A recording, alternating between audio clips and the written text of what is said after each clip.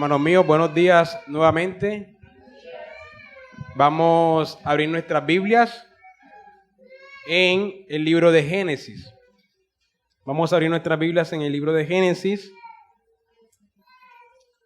en el capítulo 31. Capítulo 31 del libro de Génesis. Y vamos a leer desde el versículo 17 al versículo 42.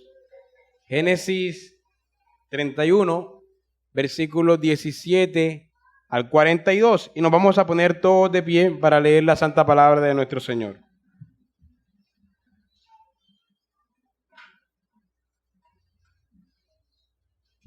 Entonces se levantó Jacob y subió sus hijos y sus mujeres sobre los camellos y puso en camino todo su ganado y todo cuanto había adquirido, el ganado de su ganancia que había obtenido en Padán Aram, para volverse a Isaac su padre en la tierra de Canaán. Pero Labán había ido a trasquilar sus ovejas, y Raquel hurtó los ídolos de su padre. Y Jacob engañó a Labán arameo, no haciéndole saber que se iba. Y huyó pues con todo lo que tenía, y se levantó y pasó el Éufrates, y se dirigió al monte de Galaad. Y al tercer día fue dicho a Labán que Jacob había huido. Entonces Labán tomó a sus parientes consigo y fue tras Jacob camino de 7 días y le alcanzó en el monte de Galaad. Y vino Dios a Labán arameo en sueños aquella noche y le dijo: guárdate que no hables a Jacob descomedidamente. Alcanzó pues Labán a Jacob, y éste había fijado su tienda en el monte, y Labán acampó con sus parientes en el monte de Galaad. Y dijo Labán a Jacob: ¿qué has hecho? Que me engañaste y has traído a mis hijas como prisioneras de guerras. ¿Por qué te escondiste para huir y me engañaste y no me hiciste saber para que yo te despidiera con alegría y con cantares, con tamborín y arpa? Pues ni aún me dejaste besar a mis hijos y mis hijas. Ahora locamente has hecho. Poder hay en mi mano para haceros mal, mas el Dios de tu padre me habló anoche diciendo: guárdate que no hables a Jacob descomedidamente. Y ya que te ibas, porque tenías deseo de la casa de tu padre, ¿por qué me hurtaste en mis dioses? Y respondió Jacob y dijo a Labán: porque tuve miedo, pues pensé que quizás me quitarías por fuerza tus hijas. Aquel en cuyo poder hallares tus dioses no viva. Delante de nuestros hermanos reconoce lo que yo tenga tuyo y llévatelo. Jacob no sabía que Raquel los había hurtado. Entró Labán en la tienda de Jacob, en la tienda de Lea y en la tienda de las 2 siervas y no los halló. Y salió de la tienda de Lea y entró en la tienda de Raquel. Pero tomó Raquel los ídolos y los puso en una albarda de un camello y se sentó sobre ellos. Y buscó Labán en toda la tienda y no los halló. Y ella dijo a su padre: no se enoje mi señor, porque no me puedo levantar delante de ti, pues estoy con la costumbre de las mujeres. Y él buscó, pero no halló los ídolos. Entonces Jacob se enojó y riñó con Labán, y respondió Jacob y dijo a Labán: ¿qué transgresión es la mía? ¿Cuál es mi pecado para que con tanto ardor hayas venido en mi persecución? Pues, ¿qué has buscado en todas mis cosas? ¿Qué has hallado de todos los enseres de tu casa? Ponlo aquí delante de mis hermanos y de los tuyos, y juzguen entre nosotros. Estos 20 años he estado contigo. Tus ovejas y tus cabras nunca abortaron, ni yo comí carnero de tus ovejas. Nunca te traje lo arrebatado por las fieras. Yo pagaba el daño. Lo hurtado, así de día como de noche, a mí me lo cobrabas. De día me consumía el calor y de noche la helada, y el sueño huía de mis ojos. Así he estado 20 años en tu casa. 14 años te serví por tus 2 hijas y 6 años por tu ganado, y has cambiado mi salario 10 veces. Si el Dios de mi padre, Dios de Abraham y temor de Isaac, no estuviere conmigo, de cierto me enviarías ahora con las manos vacías. Pero Dios vio mi aflicción y el trabajo de mis manos y te reprendió anoche. Amén. Señor, te damos muchas gracias por esta porción de las Escrituras. que tú has inspirado, revelado, Señor, que tú has preservado hasta nuestros días.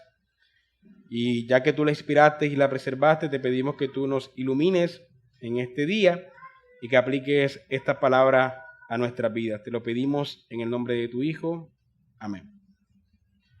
Bueno, mis hermanos, no hay un pasaje que resuma mejor la vida de Jacob que el pasaje que acabamos de leer. Básicamente, esos 20 versículos aproximadamente resumen casi que 20 y pico de capítulos, resumen el contenido de la vida de Jacob. Vamos a continuar con nuestra serie que hemos titulado Las crónicas entre Dios y su pueblo. Y como ya saben, en esta serie estamos yendo por diferentes personajes en las Escrituras y estamos aprendiendo sobre el trato que Dios ha tenido con ellos. Hoy es el turno de Jacob. Vamos a ver cuáles fueron los hechos en la vida de Jacob. Luego veremos qué podemos aprender de ellos.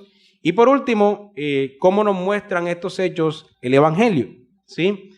Entonces, he titulado a este sermón Dios y el suplantador Jacob. Dios y el suplantador Jacob. Como les dije, he leído esta porción de las Escrituras porque resume muy bien todos los puntos que serán frecuentes en la vida de Jacob, pero vamos a analizar todos los hechos que vemos sobre su vida, ¿no? Entonces comencemos. Primero, vemos en el capítulo 25, versículos 19 al 20, vemos el nacimiento de Jacob. Como ya ustedes saben, el nacimiento de Jacob estaba profetizado a Isaac desde antes de su nacimiento y se le había dicho de inicio a Isaac que el menor, o que el mayor más bien, serviría al menor. El menor se enseñorearía del mayor. Así que en el momento del nacimiento, aunque eran gemelos, que eran mellizos, primero nació Esaú y después nació Jacob, era el menor, pero nació agarrándole el talón a su hermano, con la mano en el talón. Y de ese hecho, por ese hecho, se le coloca el nombre de Jacob. Ahora, su nombre, el significado de su nombre es bastante curioso porque esa palabra, Jacob, puede tener varias connotaciones y de hecho tiene varias connotaciones y cuando uno lee los diferentes comentaristas, la mayoría da un significado un poco diferente, aunque en esencia es el mismo. Por ejemplo, ese nombre puede significar aquel que agarra el calcañar, también significa engañador, suplantador, usurpador, el que pelea con Dios. Bueno, no, ese no. Ese es Israel. Perdón, ese no. Pero sí significa el que toma el calcañar, engañador, usurpador, suplantador. Y la idea es básicamente la misma, ¿no? Como él vino agarrado del tobillo del hermano, entonces los padres le colocan ese nombre que, pues, para nosotros suena bien, Jacob, ¿no? Pero imagínense que le colocan al hijo de uno engañador o suplantador. Es un nombre bastante complejo, ¿no? Crecer con ese nombre, pero justamente ese fue el nombre que le colocaron. Y ese nombre es bien importante porque va a describir muchos de los aspectos de la vida de Jacob. De hecho, como hemos visto en muchas ocasiones, los nombres en el Medio Oriente eran bastante importantes porque en esa cultura no se colocaban los nombres como en nuestra cultura. En nuestra cultura colocamos nombre porque suene bonito, porque está de moda, o bueno, puede tener un significado para nosotros el nombre también. Pero en esta cultura el nombre procuraba definir la identidad de alguien. Es decir, la característica de esta persona, el nombre buscaba describirlo. Era una descripción de su oficio o de lo que él era. Entonces, que se le colocara el nombre de Jacob, que sus padres le colocaran el nombre de engañador desde el inicio, posiblemente ellos buscaban describir la forma o el carácter que iba a tener este muchachito.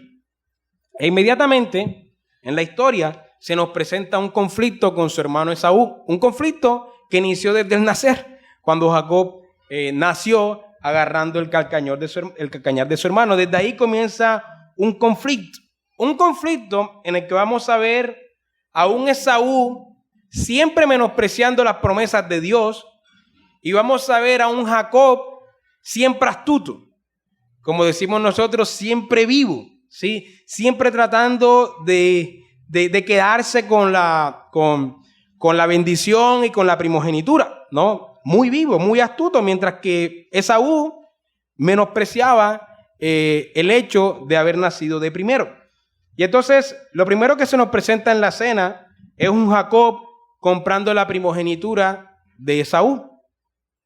Esaú tiene hambre, Jacob cocina bien, y Jacob le dice, mira, yo te voy a hacer un guiso, y si quieres me vende la primogenitura, y sin ningún reproche, nada, en el relato dice que Esaú aceptó y dijo, bien, te cambio la primogenitura por un guiso. ¿Cómo cambiar la herencia por un guiso? Seguramente Esaú no se lo tomó en serio, es decir, Esaú dijo, ¿qué le voy a cambiar yo la primogenitura por un guiso? Pero lo hizo, ¿sí?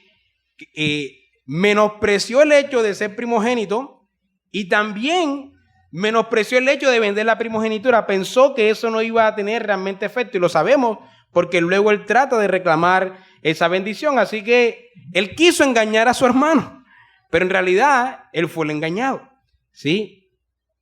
Y aquí podemos ver que en este querer engañar a su hermano, él menosprecia, es decir, no tiene en gran valor el hecho de ser el primogénito y el hecho de tener las promesas.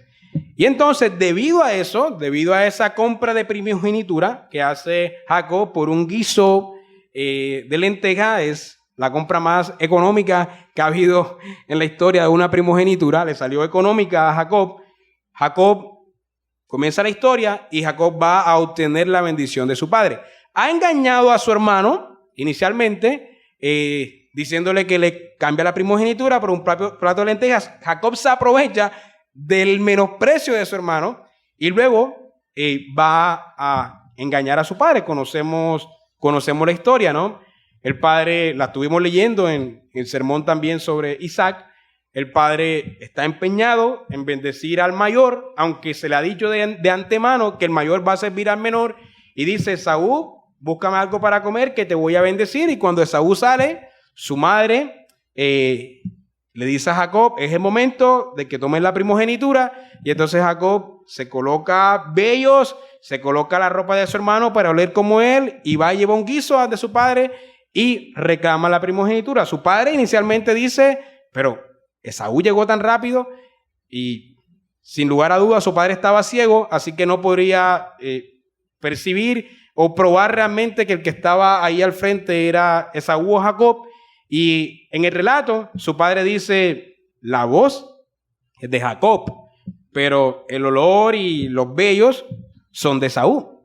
Y de esa manera Jacob obtiene la primogenitura de su hermano, obtiene la bendición que, aunque estaba predestinada por Dios que él recibiría, porque el mayor iba a servir al menor, legalmente en esa cultura le pertenecía a Esaú. Entonces, es bien interesante que desde el inicio de la vida de Jacob se nos presenta un Jacob engañador. Desde que nace, agarrando el tobillo de su hermano, luego compra la primogenitura y luego obtiene la bendición mediante un engaño, ¿no? Inmediatamente en el relato, Esaú va y reclama una bendición también, pero la bendición que obtiene es, servirás a tu hermano. Lo que estaba predestinado, lo que estaba anunciado desde antes de nacer. Y eso indigna a Esaú, que a pesar de que había vendido su primogenitura por un plato de lentejas, se indigna y entonces va tras su hermano Jacob para matarlo, se llena de odio. Y entonces los padres, Isaac y su madre, dicen, mira, este Esaú está lleno de odio, lleno de rabia, es mejor que te vayas para donde tu tío Labán, mientras que pasa un tiempo, y de esa manera evitamos un conflicto familiar. Y entonces Isaac y Rebeca bendicen a Jacob y lo despiden. Y Jacob se va. Esa historia la podemos ver Del capítulo 25 al capítulo 27 podemos ver todos estos hechos. Pero luego, ya en el capítulo 32, Jacob se va a reencontrar con Esaú, ¿sí? Jacob se va a reencontrar con Esaú, capítulo 32 y capítulo 33. Y a pesar de que han pasado 20 años, porque Jacob sirvió a Labán 20 años, 14 años por sus hijas y 6 años por las ovejas, por su ganado, por su propia riqueza. A pesar de que han pasado 20 años, Jacob todavía teme a la ira de su hermano, que ha sido bendecido también, pero teme a la ira de su hermano por el engaño que hizo. Es decir, todavía en su conciencia pesaba el hecho, después de 20 años, de haber usurpado a su hermano. Y en la historia, aunque nos estamos anticipando un poco, pero estamos hablando de cómo con sus astucias engañó a su hermano Esaú. En la historia, Jacob sabe que su hermano Esaú viene a su encuentro y Jacob divide su ganado y divide a sus hijos en una medida y en unos metros, de tal manera que cuando su hermano viene, primero se encuentra con unos hijos, con un ganado y con un regalo. Y después va siguiendo y se encuentra con otros hijos, con un ganado. Es como que Jacob trataba de apaciguar la ira de su hermano progresivamente. Él pensaba, bueno, si le doy de cada cuánto kilómetros le doy un obsequio y además ve a mis hijos, tendrá misericordia de mí en el momento que llegue y no me matará. Él pensaba que a través de sus obras, a través de este acto, podía reducir la ira de Esaú, aunque Esaú, se nos dice en el relato, que no venía con esas intenciones, ¿no? Pero podemos ver aquí un hombre que trataba nuevamente de engañar a su hermano, ¿sí? Nuevamente trataba como de manipularlo, es decir, si viene con ira, lo voy a apaciguar de esta manera. Un hombre, la verdad que bastante astuto, pero también un hombre que confiaba mucho en sus obras más que en las promesas de Dios, ¿ya? Jacob, luego, a pesar de que él es un engañador, él también va a ser engañado, ¿sí? Hay un dicho aquí en Cartagena que siempre hay uno más vivo que uno, ¿cierto? Uno es vivo, pero siempre hay uno que es más vivo que uno. Y eso es lo que le va a pasar a Jacob con su tío, con Labán. Labán va a ser más vivo que Jacob. Jacob se enamora de Raquel y dice, mira, voy a trabajar por ella. Y Labán le dice, está bien, trabaja 7 años por ella. Y entonces el hombre trabajó sus 7 años, dice que le parecieron como pocos días de lo enamorado que estaba, y en el momento de recibir a su esposa y de dormir con ella, resulta que no era Raquel, que era de hermoso aspecto, dice el pasaje, sino que recibe a Lea, que dice que era de ojos delicados, exactamente. No sabemos qué significaba eso, pero es engañado por su suegro, ¿sí? Y entonces Jacob va y reclama y su suegro le dice, no, es que en nuestra ciudad la costumbre es que primero se debe casar la mayor y después la menor. Entonces tiene que trabajarme otros 7 años más. Entonces Jacob nuevamente trabaja 7 años más y ahora sí, después de 14 años, ahora recibe a Raquel. Pero no solamente recibe a Raquel y a Lea, sino que recibe a 2 siervas. Recibe a Silpa como sierva de Lea y recibe a Bila como sierva de Raquel. En realidad tuvo cuatro mujeres, a pesar de que su amor era dirigido solamente hacia una, que era Raquel, mostrándonos la monogamia en su corazón, ¿sí? Que es el principio. Siempre que pensamos en un hombre de la Biblia, pensamos en una mujer, a pesar de que por una cuestión contextual y por una cuestión permitida por Dios, haya tenido varias. Cuando pensamos en Isaac, en Abraham, pensamos en Sara, ¿no? A pesar de que también estuvo con Agar. Y cuando pensamos en Isaac, pensamos en Rebeca. Y cuando pensamos en Jacob, pensamos en Raquel, a pesar de que estuvo con Lea y con otras 2 siervas más. Y de esas 4 mujeres proceden todos sus hijos. Primero se nos mencionan 11 y después va a mencionarse uno último que va a ser Benjamín. Pero Benjamín va a nacer cuando muere la mujer que él ama, cuando muere Raquel. Mientras tanto, nacen 11 hijos y la mayoría se los da a la mujer que él no quiere, ¿sí? Solamente Lea le produce 6 hijos y la sierva de Lea le produce 2 más, es decir, 8. La sierva de Raquel, Bilha, le produce 2. Y Raquel le va a producir 2 más. José y Benjamín, pero Benjamín ya al final de sus días. Porque resulta que la mujer que él amaba era estéril. Y aquí en Génesis el relato es bastante curioso. Porque los 3 patriarcas obtienen mujeres que son estériles. Sara era estéril, la mujer de Abraham. Rebeca, la mujer de Isaac, era estéril, también se nos dice en el relato. Y ahora la mujer de Jacob, Raquel, también es estéril.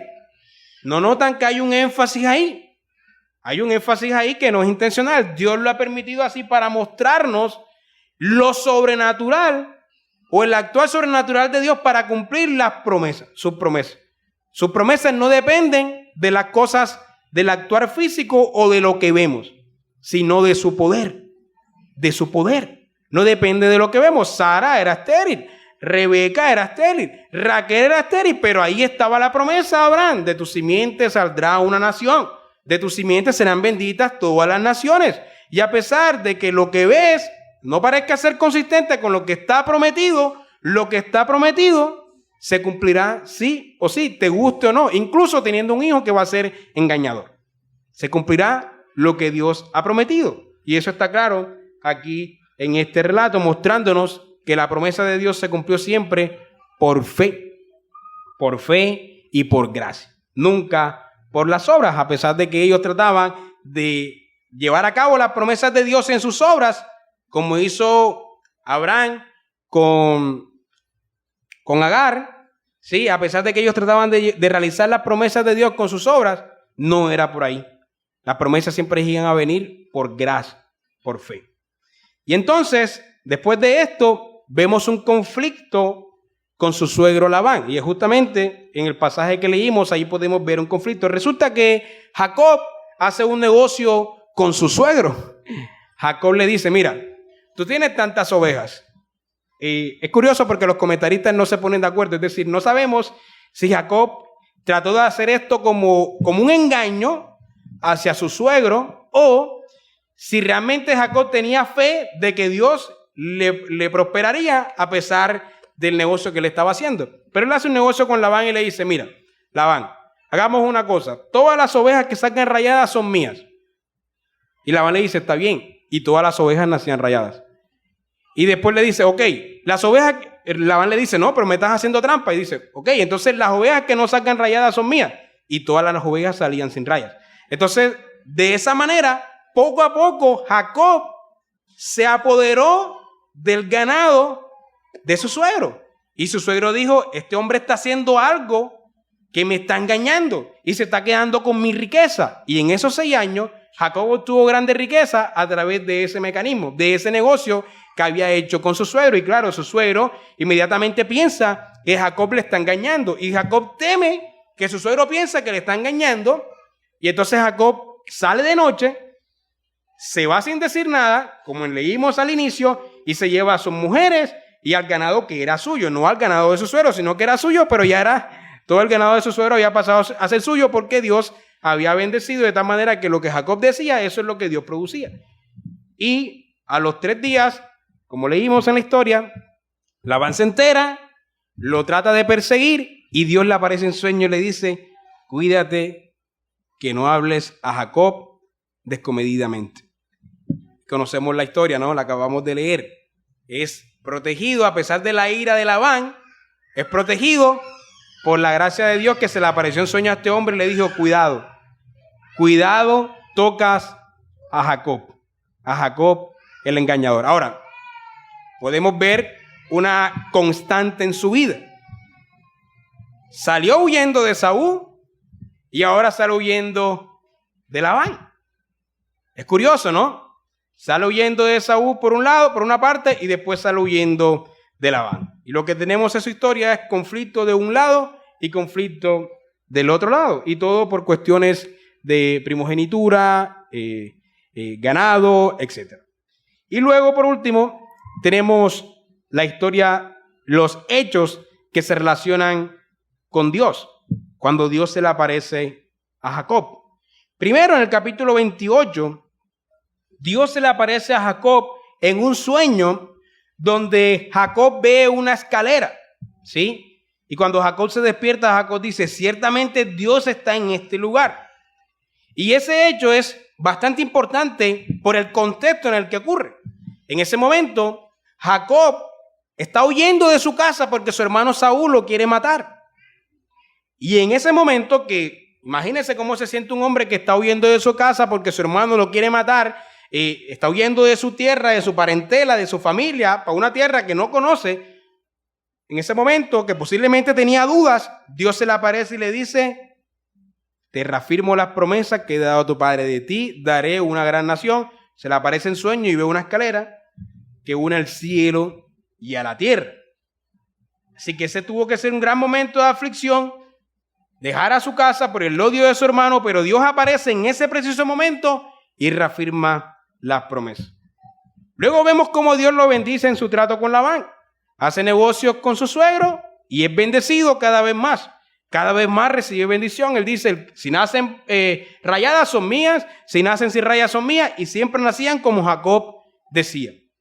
Y Dios bendice y lo enriquece.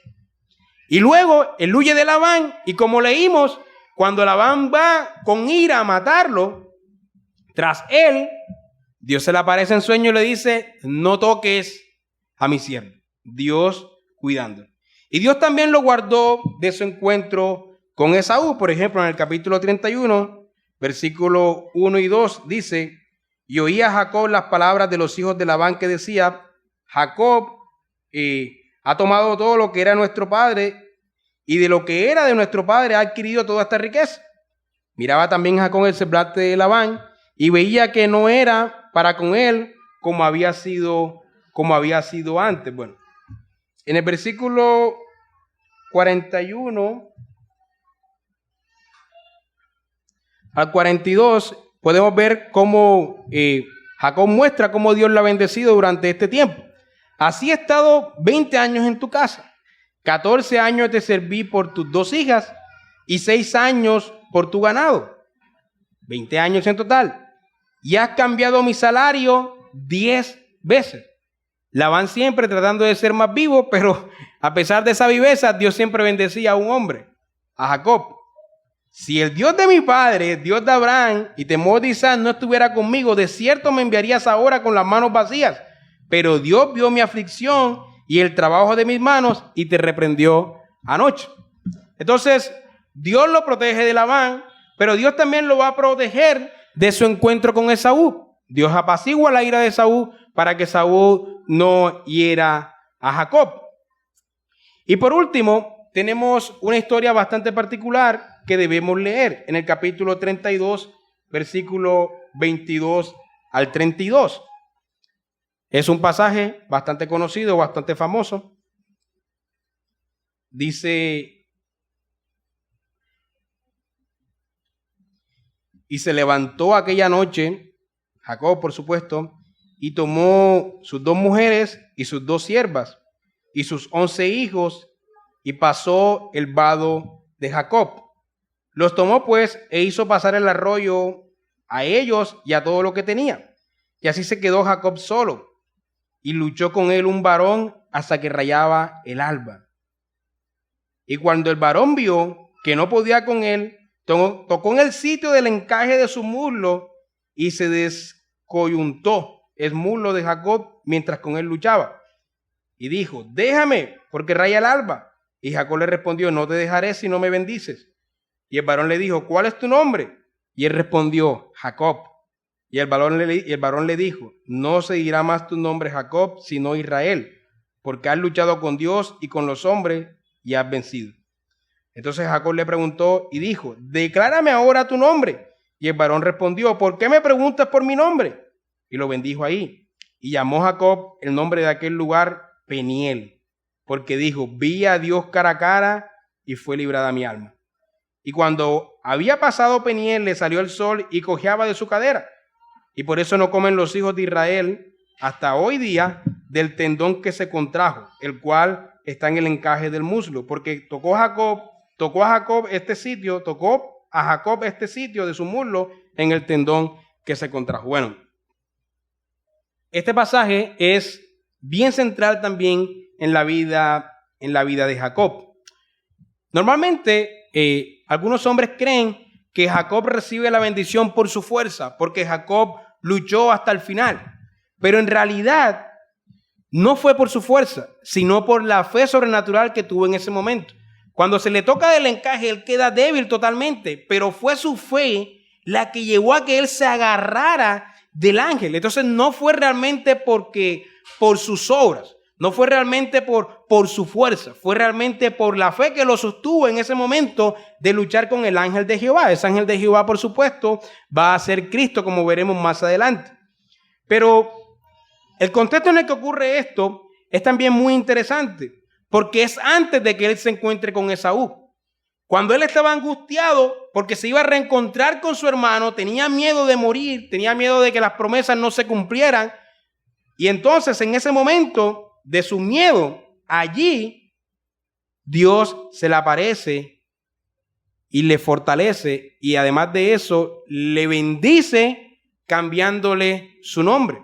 Ya no se llamará más Jacob, sino Israel, y con eso Dios reconfirma las promesas que ya se habían hecho inicialmente. Entonces, cuando él huye de Saúl, Dios se le aparece en un sueño, en una escalera, y luego cuando se va a reencontrar nuevamente con Esaú y tiene miedo, ahora Dios se le aparece personalmente y lucha con él y cambia su nombre. Su nombre, como hemos dicho desde el inicio, era ¿cuál? Suplantador, engañador. Y ahora el nombre es cambiado a una raíz. La palabra significa aquí aquel por el que Dios lucha. Aquel por el que Dios lucha, o Dios lucha por él. Príncipe de Dios también puede significar, o el que tiene a Dios a su lado. El que tiene a Dios a su lado, a aquel por el que Dios lucha. Tremendo cambio de nombre. Pasó de llamarse engañador a llamarse aquel que tiene a Dios de su lado. Y después en el capítulo 5 Dios nuevamente aparece para reafirmar las promesas de Jacob. En el capítulo 35, del 1 al 15, Dios nuevamente le aparece después que sus hijos cometieron una gran masacre porque una de sus hijas, Dina, fue violada, sus hijos se vengan, y entonces ahí, en el temor que él tenía de que los hombres de aquella tierra se vengaran, Dios se le aparece nuevamente y confirma sus promesas. Dios siempre apareciendo en el momento de la duda de Jacob.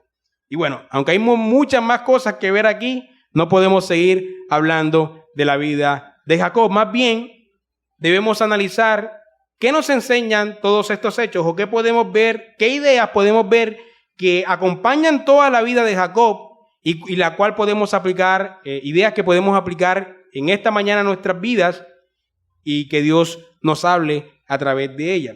Lo primero, mis hermanos, es que Dios salva a gente mala.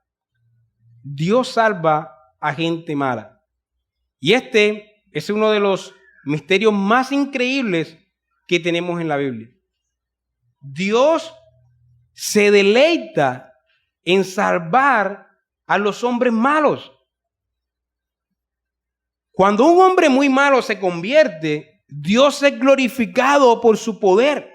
No sé si les ha pasado en sus barrios, pero hay veces que se convierte en el que decimos, uy, este señor creyó en el evangelio.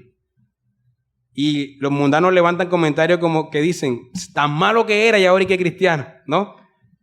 Y eso ocurre.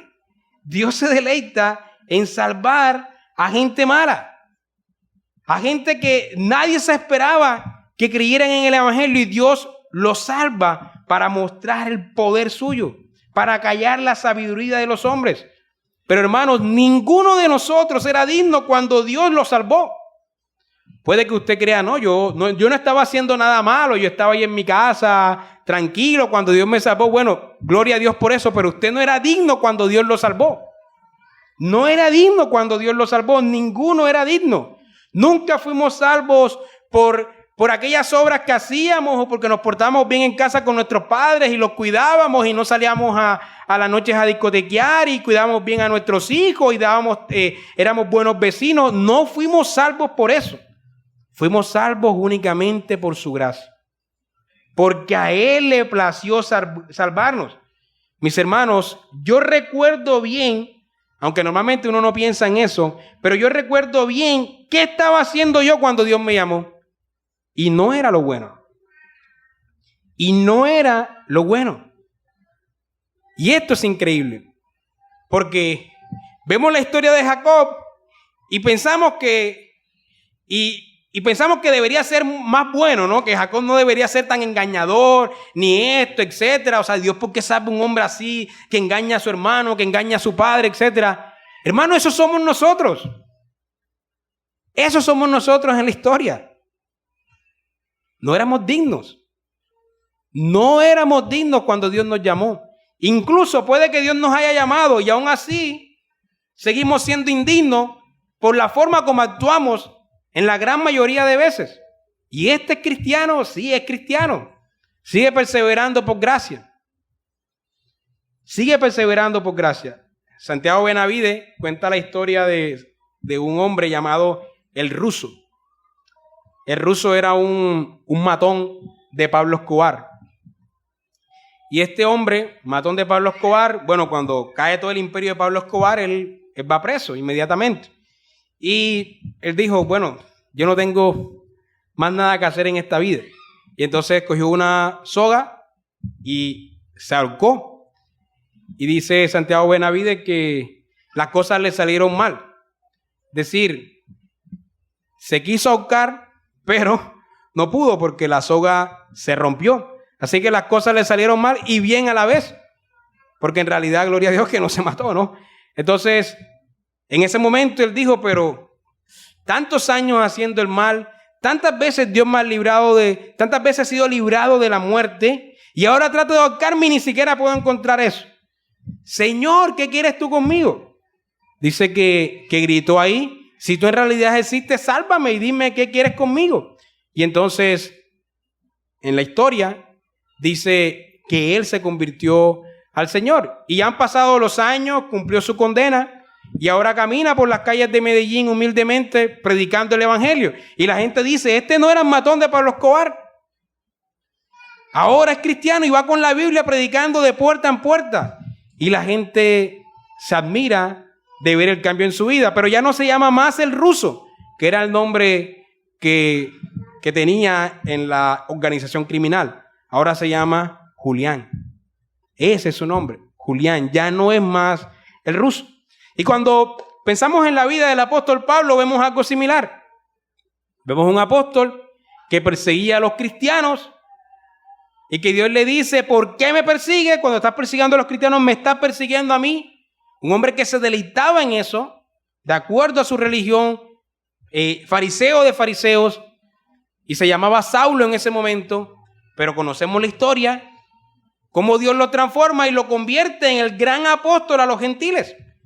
La gran mayoría del Nuevo Testamento fue escrito por un hombre así, por un hombre que era malo, pero que Dios cambió su nombre de Saulo a Pablo.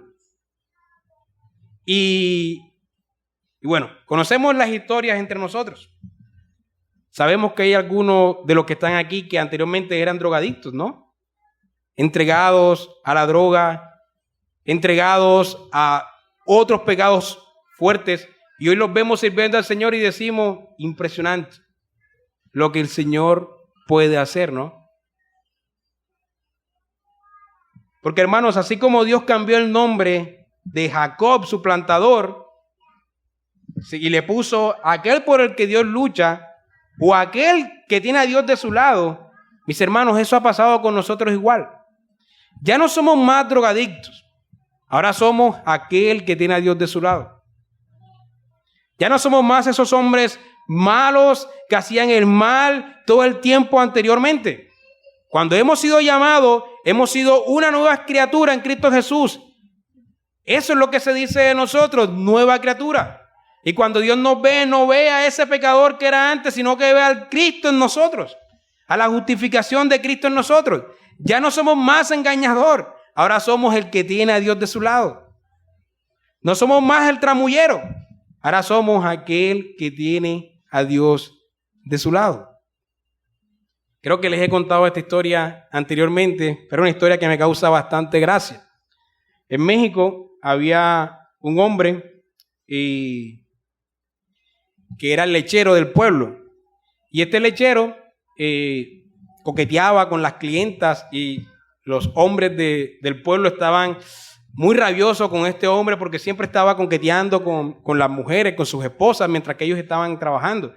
Y la leche no era tan buena porque la leche siempre tenía mucha agua. Y entonces la gente no le gustaba la leche, pero era el único que vendía leche allí. Y en un momento la leche comenzó a cambiar y ahora la leche estaba pura y sabía bien. Y la gente dijo, hay otro lechero. No, es el mismo lechero. ¿Y qué pasó con el lechero? Y ya el lechero no coqueteaba con las clientas ni nada. Y la gente, ¿qué le pasará al lechero? ¿Tendrá fiebre? ¿Qué tendrá? Y cuando le preguntan al lechero, se había convertido al evangelio.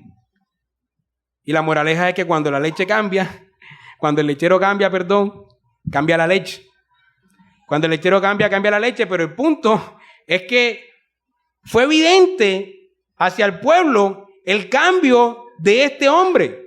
Dejó de ser el tramullero a ser el hombre que vendía adecuadamente. Y eso es lo que vemos en Jacob. En Jacob podemos vernos a cada uno de nosotros. Peores que él, pero mis hermanos, Dios nos ha cambiado el nombre. Somos una nueva criatura en Cristo Jesús. Y a pesar de que en muchas ocasiones sigamos viviendo como impíos, a veces lo hacemos, nuestro nombre ha sido cambiado. Ya no se dirá más de nosotros lo que éramos antes. Nuestro nombre ahora es diferente y la iglesia está llena de pecadores. Cuando estudiamos la historia de la iglesia, podemos, por un lado, sorprendernos de la misericordia de Dios y de su providencia, cómo cada hecho encaja y cómo cada hecho produce otro hecho y uno dice, wow, todo lo que Dios ha hecho aquí, mira, esta persona condujo a esto y este evento condujo a lo otro y uno se sorprende y ve la mano de Dios en cada hecho de la historia. Pero al mismo tiempo podemos indignarnos también y decepcionarnos, y eso ha hecho que muchos hombres hoy sean ateos, porque miran la historia de la iglesia y dicen, todo lo que hicieron esos cristianos cuando llegaron al continente americano y cuántos nos robaron y violaron y mataron, etc. Cuando leemos la historia de la iglesia, podemos maravillarnos de la providencia de Dios y a la vez decepcionarnos por el actuar de los cristianos. Hermanos, la historia de la iglesia está llena de eso. Y no solamente la historia, nuestra iglesia también. Nuestras iglesias están llenas de hombres pecadores. Hombres redimidos por Dios, pero que siguen siendo pecadores y que muchas veces ofrecen un mal testimonio de lo que somos como comunidad o de lo que somos como cristianos. Y estoy seguro que muchas veces mucha gente ha hecho comentarios de muchos de ustedes aquí presentes como que, y cristiano. Y supuestamente es cristiano. Y todos hemos estado envueltos en esos comentarios porque la iglesia está llena de pecadores. El que está a su lado, el que está atrás, el que está adelante es un pecador. La iglesia no es un centro de personas sanas. Es un hospital lleno de gente enferma, de gente pecadora, que necesita la palabra de Dios para alimentarse y vivir día a día y poder perseverar. Y eso es lo que tenemos. Por eso, cuando estemos en medio de la iglesia, no debemos decepcionarnos por el actuar de ciertos cristianos, porque es que eso es la iglesia, gente que necesita el evangelio, gente que necesita la palabra. Gente que necesita alimentarse espiritualmente. Gente que si dura un mes sin venir a la iglesia, su vida se cae por completo, se vuelve un caos. Necesitan constantemente alimentarse porque necesitan del médico. Necesitan de su palabra. Ahora, por supuesto que no seguimos siendo malos. Dios nos transforma y Dios nos santifica y siempre hay un crecimiento. Pero en ese crecimiento, así como David, hay caídas. En ese crecimiento, así como Jacob, hay caídas. Como cada uno de los hombres, excepto Cristo, que vemos en la Biblia, hay caídas. Porque de este lado de la historia todavía no estamos glorificados, mis hermanos. Pero a pesar de eso, ya Dios cambió nuestro nombre. Ahora somos una nueva criatura en Cristo Jesús. Ahora somos cristianos. Ya no más madridistas ni diomedistas, ahora somos cristianos. Ese es nuestro título, cristianos. Ese es nuestro nombre. Lo segundo que podemos aprender de aquí es la fórmula del pacto. Abraham, Isaac y Jacob. Los tres patriarcas, siempre que aparecen, la mayoría de las veces que aparecen después de su vida, aparecen los tres juntos. El Dios de Isaac, el Dios de Abraham, el Dios de Isaac y el Dios de Jacob. Porque ellos tres van a significar, aunque es un solo pacto que Dios hace con Abraham, ese pacto se va a reconfirmar con Isaac y después se va a reconfirmar con Jacob. Y por eso va a ser la fórmula del pacto. Cada vez que el pueblo piensa en las promesas, piensa en los tres patriarcas. Porque a pesar de lo que ellos eran, Dios siempre cumplía su palabra. A pesar de la esterilidad, a pesar de la persecución, las promesas se cumplieron. Dios los bendijo y ellos se multiplicaron como Dios lo había dicho, como Dios lo había predeterminado. Entonces, en el pueblo de Israel, siempre que pensaban en la gracia y en las promesas, pensaban en estos tres patriarcas. Si usted lee los libros, los profetas, por ejemplo, la época en que Israel estaba pasando exilio y persecuciones, ahí en Jeremías, en Ezequiel, o en Isaías o en Daniel, ellos nunca recurren a la ley. Es decir, ellos nunca dicen, Señor, acuérdate del pacto con Moisés. Ellos nunca dicen eso. Porque en el pacto con Moisés ellos se habían comprometido a guardar perfectamente la ley. Y ellos la habían incumplido, así que ellos eran unos violadores del pacto. Ellos no podrían recurrir al pacto que ellos mismos habían violado. Y lo que normalmente ellos hacían era, Señor, acuérdate de tu pacto que hiciste con Abraham, Isaac y Jacob. Acuérdate de ese pacto. Acuérdate de ese pacto que hiciste con ellos incondicionalmente. Siempre en el momento de la prueba, ellos recurrían al pacto de Abraham, de Isaac y de Jacob. Nunca a sus obras. Siempre recurrían a las promesas de Dios, a lo que Dios va a hacer, no a lo que nosotros haremos. Y esos pactos no son ajenos a nosotros. Efesios capítulo 2, versículo 12, nos dice que esos pactos son nuestros, que antes, en otro tiempo, éramos ajenos a esos pactos, pero ahora por medio de Cristo Jesús hemos sido reconciliados y ahora esos pactos son nuestros, de tal manera que somos conciudadanos de los santos, miembros de las familias de Dios. La historia de Abraham, de Isaac y de Jacob es nuestra historia porque son nuestros pactos y podemos recurrir a ellos en oración. Podemos recurrir a las promesas incondicionales, salvíficas en ese pacto. Y hermano, recuerda eso siempre en tu prueba. Nunca recuerdes tus obras. Recuerda el pacto de las promesas de Dios. Estás pasando por una situación difícil, económica, por una enfermedad.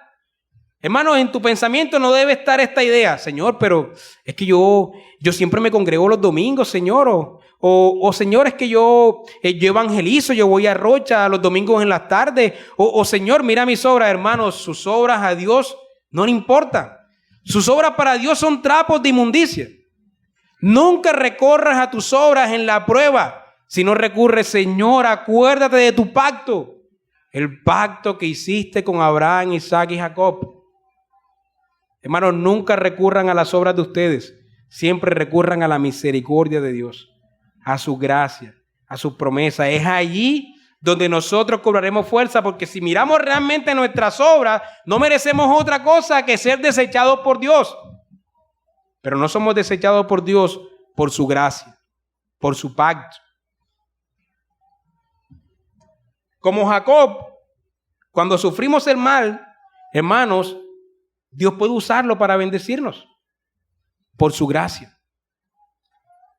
Puede que ahora estés recibiendo el mal, puede que ahora estés recibiendo el engaño de los impíos, puede que ellos sean más vivos que tú en estos momentos, pero el Señor puede usar ese mal que estás recibiendo para tu bien, como ocurrió con Jacob. Y por otra parte, cuando hacemos el mal, hermanos, aunque vamos a recibir consecuencias por obrar mal, no estamos escapando nunca de los decretos de Dios. Y el Señor usará eso incluso para ejecutar sus planes y para santificarnos, para corregirnos, para disciplinarnos, para enseñarnos. Yo no estoy diciendo con eso, hermano, ves y haz el mal. No estoy diciendo eso. Lo que quiero decir es que incluso cuando nuestra naturaleza pecadora reaparece y entonces causamos el mal al otro, Incluso eso no se sale del control de Dios. Hermano, vas a recibir las consecuencias de tus actos y por supuesto que debes arrepentirte, pero incluso ahí no escapamos de los planes del Señor. Así que no te estoy sugiriendo, hermano, ves y haz el mal y deleítate en eso. Si estás pensando en eso, debes analizar tu corazón. Sino que te digo esto para decirte que si ya hiciste el mal, hay perdón para ti. Hay perdón de parte del Señor y el Señor puede usarlo para el bien tuyo y para el bien de los demás. Porque todo lo que nos ocurre y todo lo que hacemos, el Señor lo usa para enseñarnos, para santificarnos. Siempre hay un aprendizaje en esos hechos. Como ocurrió con los hermanos de José, ¿no? Pensaron hacerle el mal y ese mal redundó en el bien propio. Eso también puede ocurrir.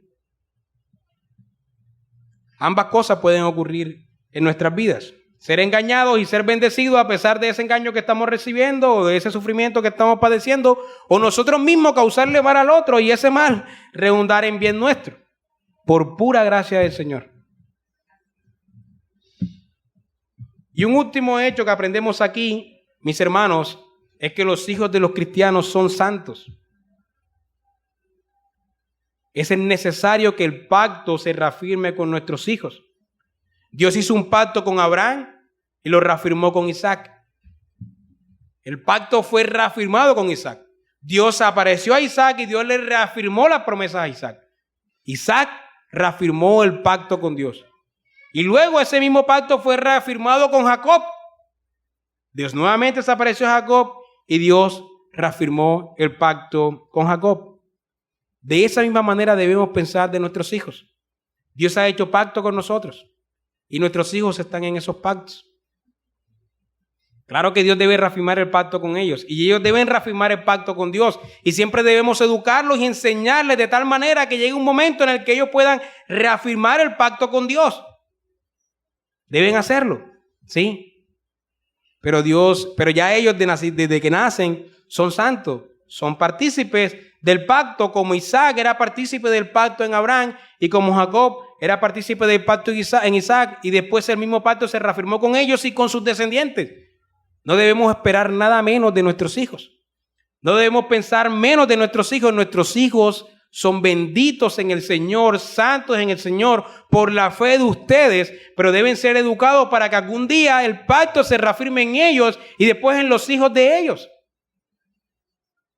Y eso lo podemos aprender en la historia de estos tres patriarcas. Por supuesto, algunos serán Ismael y algunos serán Esaú, que serán santos por causa de sus padres, pero el pacto no se reafirmará en ellos y sus hijos no serán santos. Pero no debemos pensar de esa manera, debemos pensar de que nuestros hijos han sido apartados para el Señor, de que son santos y de que por tanto deben ser educados en la fe cristiana, educados para que algún día ellos puedan reafirmar el pacto con Dios y su descendencia sea también santa. Y algunos de nosotros somos hijos de padres cristianos, ¿cierto? Somos evidencia de esto. Somos hijos de padres cristianos y Dios ha reafirmado el pacto en nosotros. Hemos reafirmado el pacto con Él. Y algunos de ustedes no son hijos de padres cristianos, pero Dios los llamó de las tinieblas a la luz, a su luz admirable, y ahora ha hecho pacto con ustedes y ahora hay una nueva generación, una nueva descendencia en ustedes. Ahora son santos vuestros hijos. Ahora, ¿cómo esta historia nos enseña el Evangelio? Ya nos ha enseñado mucho para nuestras vidas, pero ¿cómo nos conduce al Evangelio? Mis hermanos, así como de Jacob procedió una nación entera de 12 hijos, de 12 patriarcas, procedió una gran nación. Hermanos, de la misma manera, de los 12 apóstoles del Señor Jesucristo, surge toda una iglesia universal que llena toda la tierra. Y ahí podemos ver al verdadero Cristo. Él es el verdadero Jacob de quien procede una gran nación. Una nación que no solamente es local en un destino geográfico como iba a ser Israel. Una nación que llena la tierra hasta los confines de la tierra. Porque toda la tierra será llena del conocimiento de Dios como las aguas cubren el mar. Y todo comenzó con 12 apóstoles, así como la descendencia de Jacob Como la nación de Israel surgió de 12 patriarcas que surgieron de Jacob. Cristo es el mayor Jacob, el verdadero Jacob, de quien procede toda una nación que puebla el mundo, que llena el mundo. Pero a diferencia de Jacob, él no engañó, mis hermanos. Jacob sí era un engañador, pero Cristo no era un engañador. Él no engañó a nadie, pero así como Jacob sí recibió los engaños. Recuerden a Judas, por ejemplo, cometió una traición que resultó en la muerte del Cristo. Fue engañado. Pero así como Jacob era bendecido cuando recibía el mal que recibió Cristo condujo a la bendición del mundo. Gracias a ese engaño, gracias a esa traición que él recibió, esa traición produjo lo que hoy somos nosotros. La salvación que hoy tenemos produjo que hoy tengamos un nuevo nombre en Cristo Jesús. Él también es esa escalera que Jacob vio. Esa escalera que une el cielo y la tierra, porque Él es el único camino entre Dios y los hombres. Jesucristo hombre. Él es la verdadera escalera. La verdadera escalera que reconcilia a la tierra con el cielo. La verdadera escalera de la que podemos transportarnos de la tierra al cielo, a la presencia de Dios. En la historia que leímos de Jacob luchando con Dios, era Cristo quien estaba luchando con él ahí, porque era el ángel de Jehová, y el ángel de Jehová en el Antiguo Testamento era Cristo. Así que Cristo luchó con Jacob ahí. Jacob luchó con el ángel del Señor, era Cristo ahí, pero además, por otra parte, en esa misma historia, Jacob es una sombra de lo que Cristo va a hacer. Porque en esa historia, Jacob pierde sus fuerzas físicas. Sigue luchando de forma sobrenatural en la fe para recibir la bendición para él y para su posteridad. No recibió la bendición por su lucha, sino por su fe sobrenatural. Y de la misma manera, el Señor Jesús perdió toda su fuerza física durante el martirio de la cruz, durante el Calvario, pero nos dice el autor de Hebreos, en Hebreos capítulo 12, versículos 3 y 4, que el Señor menospreció la cruz, menospreció el oprobio, es decir, no que haya menospreciado su obra, sino que tuvo por poco eso, tuvo por poco el martirio, tuvo por poco la fuerza física que estaba perdiendo por el gozo puesto delante de él. Por el gozo puesto delante de él, menospreció la cruz. Y entonces, mediante ese sufrimiento donde perdió su fuerza física, pero siguió ahí por fe, recibió la bendición de la vida eterna para él y para todos los que surgen de sus lomos, es decir, nosotros que estamos unidos a él en fe. Así como Jacob recibió la bendición después de luchar con el ángel del Señor, cuando perdió su fuerza física, Cristo también recibe la bendición para su posteridad, para los que están unidos a él por su obra en la cruz.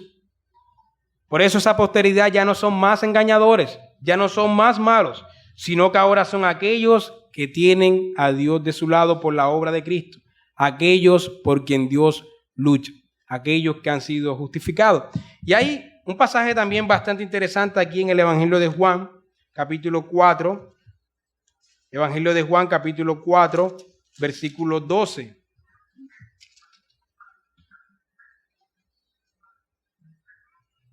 Está la mujer samaritana hablando con Jesucristo. Jesucristo le pide de beber. Y vamos a leer el pasaje. Cuando pues el Señor entendió que los fariseos habían oído decir, Jesús hace y bautiza más discípulos que Juan, aunque Jesús no bautizaba, sino sus discípulos, salió de Judea y se fue otra vez a Galilea. Y le era necesario pasar por Samaria. Vino pues a una ciudad de Samaria llamada Sicar, junto a la heredad de que Jacob dio a su hijo José. Y estaba allí el pozo de Jacob.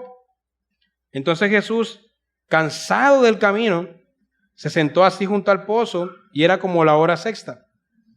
Vino una mujer de Samaria a sacar agua y Jesús le dijo, dame de beber, pues sus discípulos habían ido a la ciudad a comprar de comer. La mujer samaritana le dijo, ¿cómo tú, siendo judío, me pides a mí de beber, que soy mujer samaritana? Porque judíos y samaritanos no se tratan entre sí. Respondió Jesús y le dijo, si no conocieres el don de Dios y quién es el que te dice, dame de beber, tú le pedirías y él te daría agua viva. La mujer le dijo, Señor, no tienes con qué sacarla y el pozo es hondo. ¿De dónde pues tienes el agua viva? ¿Acaso eres tú mayor que nuestro padre Jacob, que nos dio este pozo, de cual bebieron él, sus hijos y sus ganados? Respondió Jesús y le dijo, cualquiera que bebiere de esa agua, de que procede del pozo que dio Jacob, cualquiera que bebiere de esa agua, volverá a tener sed. Mas el que bebiere del agua que yo le daré, no tendrá sed jamás, sino que el agua que yo le daré será en él una fuente de agua que salte para vida eterna. La mujer le dijo, Señor, dame esa agua para que no tenga yo sed, ni venga aquí a sacarla. Qué bonita esta conversación, ¿no? Porque los judíos tenían a Jacob por padre, y realmente es un padre, un patriarca, y bebían de esa agua de una manera, ellos tenían cierto misterio en ese agua que salía de ese pozo, y creían que ya había vida en esa agua. Pero Jesucristo les dice que Él es el que verdaderamente da el agua de vida, porque Él sí es mayor que Jacob.